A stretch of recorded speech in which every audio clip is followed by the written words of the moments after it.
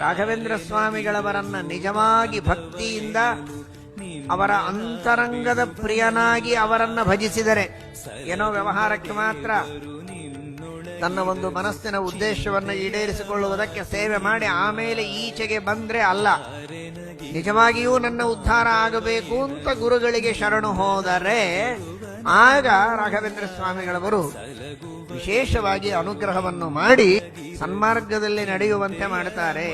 ಇಷ್ಟೆಲ್ಲ ಮಾಡುತ್ತಾರೆ. ಸುಮ್ಮನೆ ಎದುರಿಗೆ ಹೋಗಿ ನಿಂತು ಕೂಡಲೇ ಇಷ್ಟೆಲ್ಲ ಮಾಡ್ತಾರ ಹೇಗೆ? ಹಾಗೆ ನಾವು ಹೋಗಿ ನಿಂತು ಬಿಟ್ರೆ ಆಯ್ತಾ? ವೃಂದಾವನದ ಮುಂದೆ ಅನುಗ್ರಹ ಮಾಡಿ ಬಿಡ್ತಾರ ಅಂದ್ರೆ ಸುಮ್ಮನೆ ಕೊಡೋದಿಲ್ಲ, ಭಕ್ತಿ ಇದ್ದರೆ ಕೊಡುತ್ತಾರೆ.